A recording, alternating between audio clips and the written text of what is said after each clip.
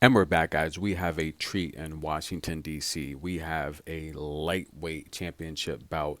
Tank Davis taking on Garcia. Now, these two guys are tough, very tough. But what's the mental state of Tank Davis? He's got some out of the ring legal issues going on. Will he go to jail? Recently arrested. This is becoming a soap opera. Soap opera, guys. Tank Davis is the best knockout puncher. Let's be honest, in the game, I can't think of a better knockout artist right now aside from Deontay Wilder. Tank Davis is the mini Mike Tyson.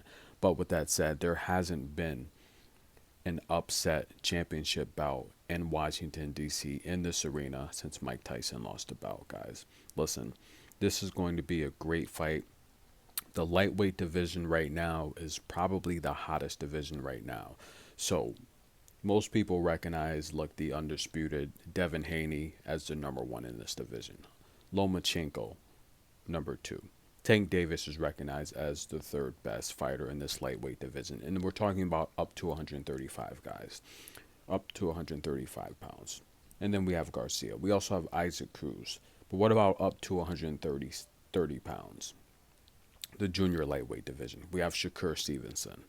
And listen, guys, Shakur Stevenson, Devin Haney, Tank Davis, they've all been talking about fighting each other. What's going to happen? Now, me being a former boxer, I'll be honest with you. I prefer the style of the boxer puncher. Okay, I like the Shakur Stevensons of the world. I like the Devin Haneys of the world. Now, I like Tank. I think it takes a lot of skill and natural talent to be able to go into the ring and just destroy opponents like he does. But let's take a look at his last bout against Rolly. I was there at that bout. Rolly was winning the fight. So what happens when we have someone that just relies on their power? Me personally, just I think Tank does have an underrated jab, but Mike. Let's look at Mike Tyson. They call Tank Davis the mini Mike Tyson, Mike Tyson Jr. You haven't heard too many people called that. Outside of Tank Davis, maybe Zab Judah at one point was called that, or Ricky Hatton. Other than that, you haven't heard too many lightweight champions be called, you know, a mini Mike Tyson. And of course, Ricky Hatton primarily was a welterweight. Zab fluctuated through his career. Multiple division champion Zab Judah, one of the greatest all time. We used to box at his gym, great guy. Now, Gervonta Davis, in my opinion, to be in Mayweather's camp, and I've had the opportunity to talk with Ali several times, meet Mayweather. One of my good friends was helping Mayweather get ready for his fight against Canelo, and we'll talk about that a little bit later. But Gervonta Davis, in my opinion, to be in Mayweather's camp, managed by under Mayweather Promotions, I feel his boxing ability could be a little better, and we saw that last time out against Rolly. I think he relies on his power a little bit too much. So the key here is, will this bout go go the distance? Plus 285. Now Hector Garcia, he's never been stopped before. 16-3, but he hasn't been in there with the competition of Davis. Now Davis competition level has increased. Towards the end of his contract, his last few fights, I feel he's fighting the opponents he should be. But we have a lot of people in the mix here. We have Teofima. You know, he didn't look great his last bout, yes, but we saw the footage of Gervonta and Teofima sparring several years ago. What do you think of that? Gervonta does have the strength to be able to put anyone away.